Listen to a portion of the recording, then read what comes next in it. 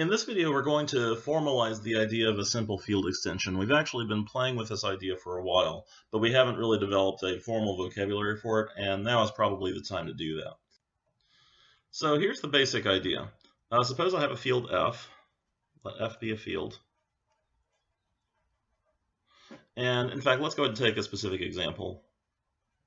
Let's take f to be the set of rational numbers, or the field of rational numbers. All right. One thing that we've done before is we've said, all right, what if we took the rationals and adjoin something that's not rational, like a square root of 2? And we even said what that is. That's the set of all numbers of the form a plus b root 2, such that a and b are rational numbers. Okay, we did that before just based on the idea that if you were to take the rationals and try to build a bigger field that includes the square root of 2, then at minimum you would need to have all of these numbers in your set. You would need to have everything of the form a rational plus a rational times root 2, because otherwise your set wouldn't even be closed under addition and multiplication. So that's the basic idea of a field extension. And in fact, we call this a simple extension because it's obtained by taking a known field and adjoining a single element. So adjoining a single element gives us a simple extension. So we don't mean simple like easy, we mean simple as in extending by one element. Okay, so that was the basic idea. But what we haven't done is we haven't built any general idea of what it means to take any field like f and adjoin any element that's outside of f. In fact, the idea is kind of perverse, because if I say, well, let's take f and adjoin some element omega that's outside of f but is a root of some polynomial, like let's say p of x equals x squared minus 3. Let's assume that that's irreducible over f, and we want to join some element omega, which is a root of that polynomial. Well, the idea that we can just casually take f and stick on something that doesn't belong to f, and it isn't even really part of our universe of discourse, it's kind of weird. So we need to develop a formal idea of what it means when we do that. Like, what universe are we talking about if we're going outside of f to retrieve new things to add to f? So here's a definition. Let f be a field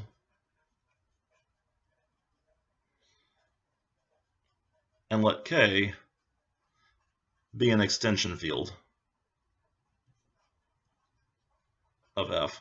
And when we say k is an extension field, we're not saying that k was obtained in any particular way. All that we're saying is that f is a subfield of k.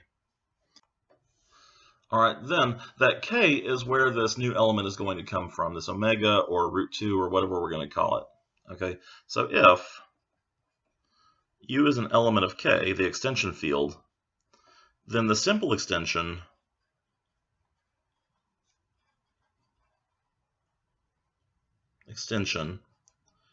f adjoin u, let's underline that, that's what we're defining, is defined to be the smallest subfield of k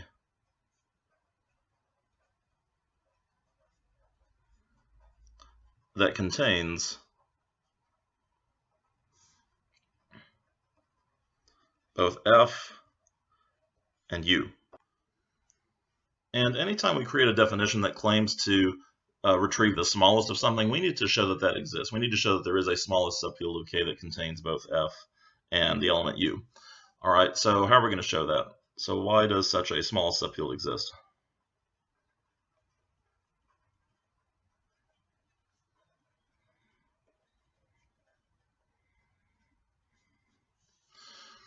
All right, well, the reason that that's true is, first of all, we could prove this as a lemma. I'm not going to actually do the proof in this video because I think that you could handle this no problem. It's more tedious than anything, but we can prove that the intersection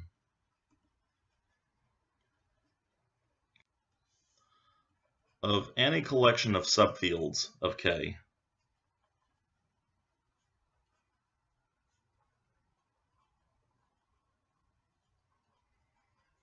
is also a subfield of k. Okay, and why is that? I'm just going to talk through the argument here.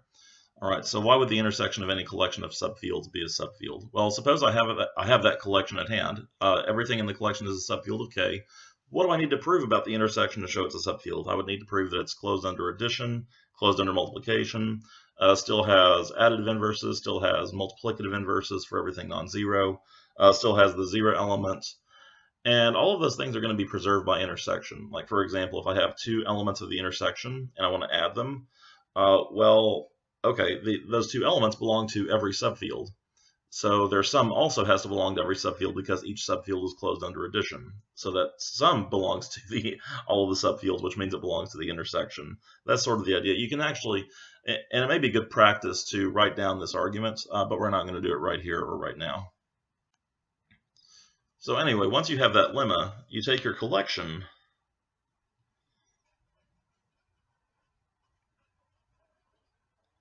to consist of all subfields of K that contain F and U.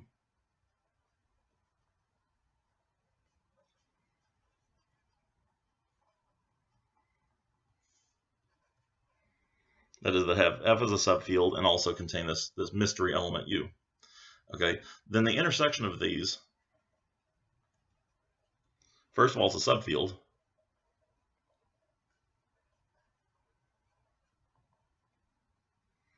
And it has to be the smallest subfield containing F and U.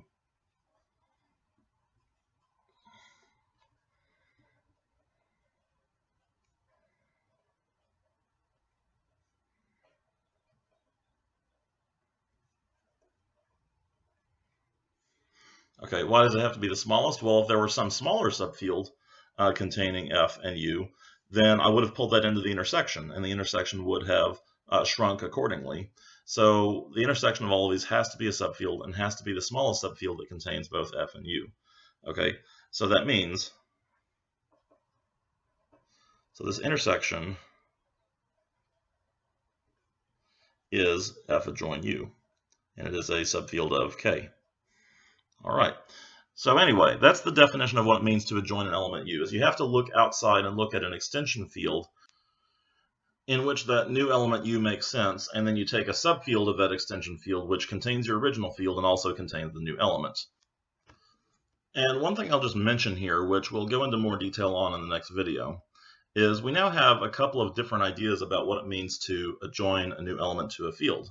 There's this one, which is look at an extension field that contains the element we want to adjoin, and then take appropriate subfields, take the intersection, and try and find the smallest subfield that contains the new element.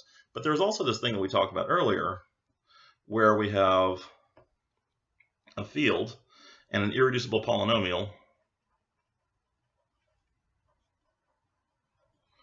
Let's call it P of x belonging to F adjoin x, so belonging to that polynomial ring. And we want to adjoin a root of that irreducible polynomial. So we take F bracket x and we quotient by this ideal, the ideal generated by P of x, which, because P of x is irreducible, that's a maximal ideal, and therefore the quotient's a field.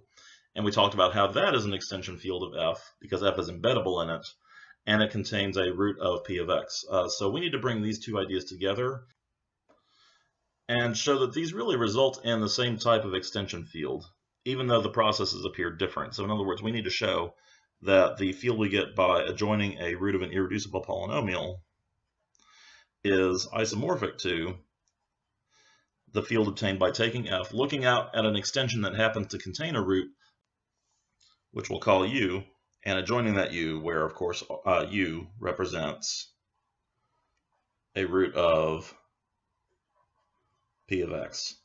Okay, so we're going to show that those two fields are isomorphic in the next video.